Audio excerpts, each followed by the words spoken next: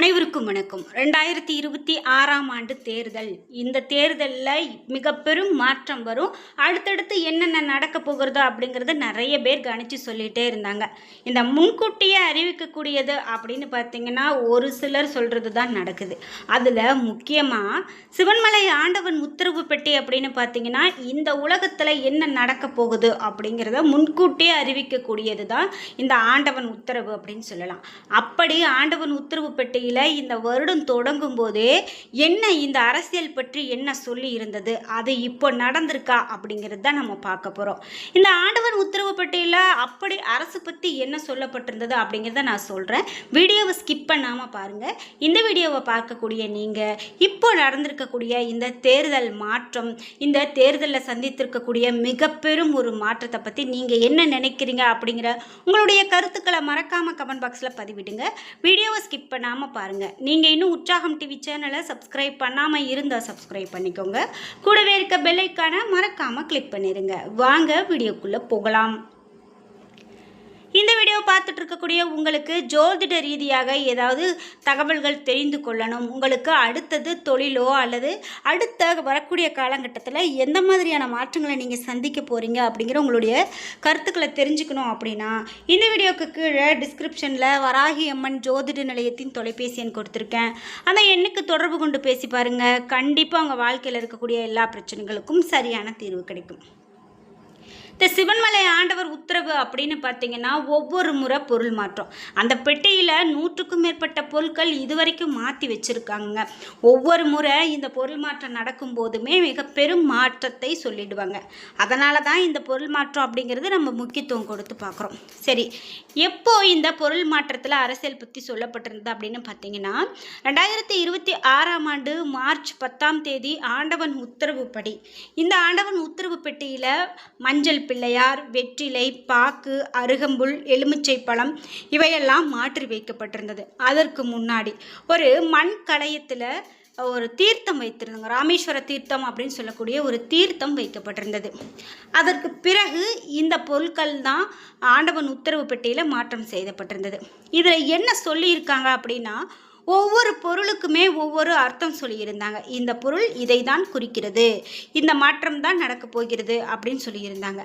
அந்த வகையில் இந்த ஆண்டவன் உத்தரவு பெட்டியில் அரசு ரீதியாக என்ன சொல்லப்பட்டிருந்தது அப்படின்னா இந்த நாட்டில் குழப்பங்கள், தீய எண்ணங்கள் இவையெல்லாம் நீங்கி தெளிவான நிலை பிறக்கும் அப்படின்னும், அதாவது ஆன்மீக ரீதியாக எலுமிச்சம்பழம் திருஷ்டியை கழிக்கிறதுக்கும் தீய சக்திகளை நீக்குவதற்குமாக பயன்படுத்துது.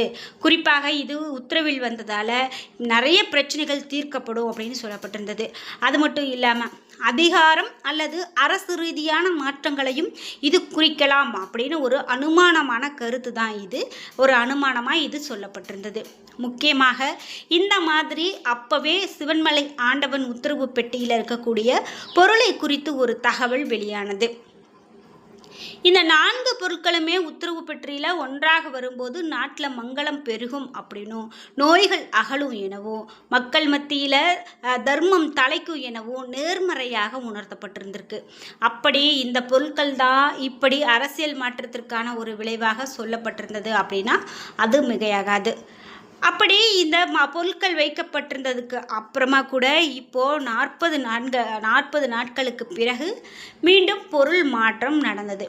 அந்த பொருள் மாற்றம் அப்படின்னு பார்த்தீங்கன்னா விவசாயிகளுக்கு ஏதாவது என்னென்ன பொருட்கள் அப்படின்னு பார்த்துடலாம். ஏப்ரல் 29ஆம் தேதி மண் கலயத்தில் தீர்த்தம், மண், ஏற்கலப்பை, பிரம்பு இவையெல்லாம் வைத்து பூஜை செய்ய வெளியானது. அதன்படி நேராக கோவிலுக்கு சென்று இந்த பூசாரியிடம் விஷயத்தை சொல்லி பூ போட்டு பார்த்து உத்தரவான பொருளை பெட்டிக்குள்ளே வச்சாங்க. அப்படி இந்த ஒவ்வொரு பொருளுமே விவசாயத்தை காக்கக்கூடியது, இதுவும் மங்களகரமானது, எந்த விதமான பிரச்சனையும் ஏற்படுத்தாது, நல்ல விஷயந்தான் அப்படின்னு சொல்லியிருந்தாங்க. ஏற்கலப்பை விவசாயம் மற்றும் உழவு தொழிலை குறிக்குது. ஏற்கலப்பை பெட்டிக்குள்ளே வந்திருப்பதால் வரக்கூடிய காலங்களில் விவசாயம் செழிக்கும் அல்லது விவசாயம் சார்ந்த தொழில்களில் பெரிய மாற்றங்கள் ஏற்படும் அப்படின்னு சொல்லப்பட்டிருந்தது. அதே போல் மண்கலயத்தில் தீர்த்தம், இது உயிர் வாழ்வினுடைய ஆதாரம். இது மழை பொழிவை முன்னறிப்பதாக கருதப்பட்டது. நாட்டில் போதிய மழை பெய்து நீர்நிலைகள் நிரம்பும் என்பதற்கான அடையாளமாக பார்க்கப்பட்டது. மேலும் பஞ்சம் வறட்சி இருக்காது என்பதை அர்த்தமாக சொன்னாங்க. இதுபோல் ஊர் ஒற்றுமை குடும்ப நலன் உள்ளிட்டவையும் சிறப்பாக இருக்கும் அப்படின்னு சொல்லப்பட்டிருந்தது.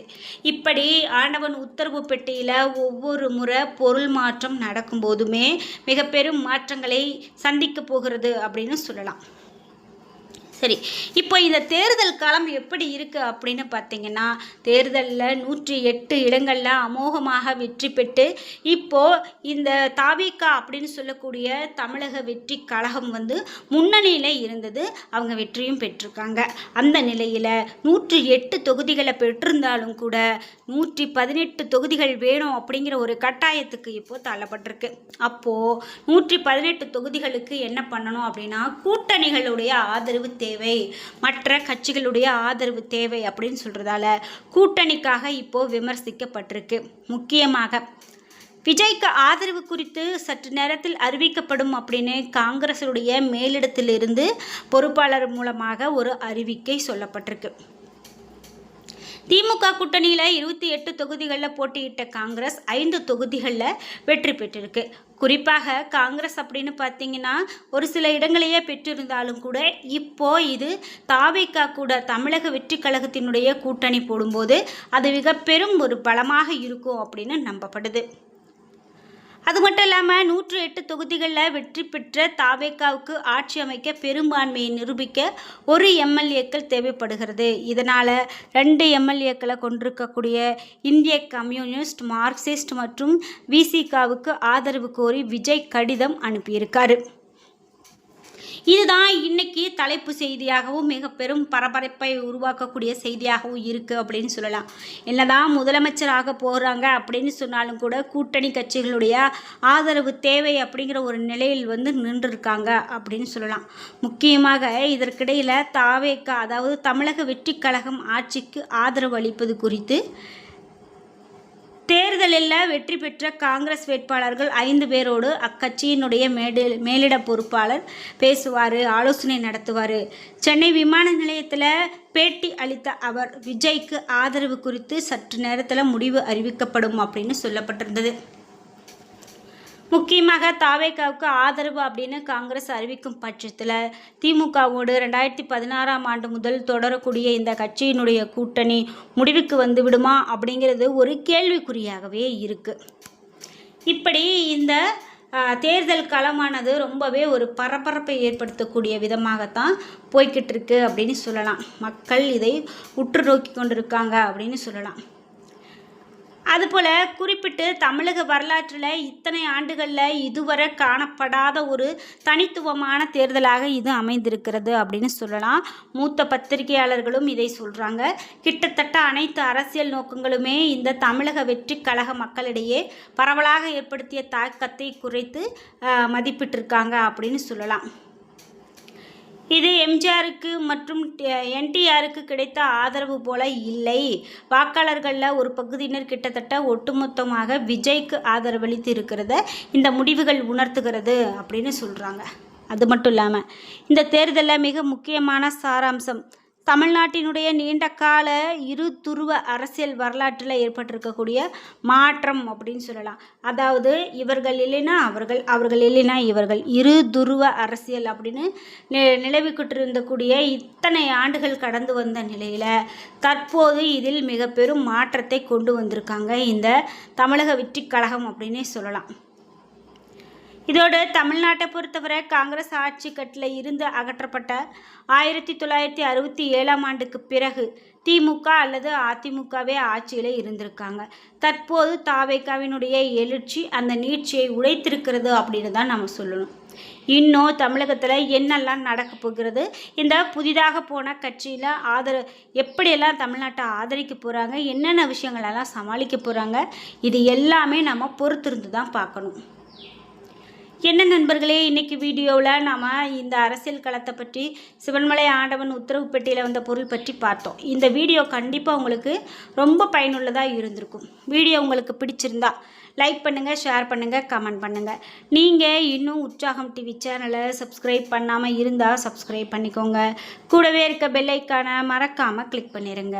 அப்போ தான் நாங்கள் போடுற இது போன்ற பயனுள்ள வீடியோக்கள் ஒவ்வொன்றும் உங்களுக்கு நோட்டிஃபிகேஷனாக வந்து சேரும். நன்றி வியூவர்ஸ்.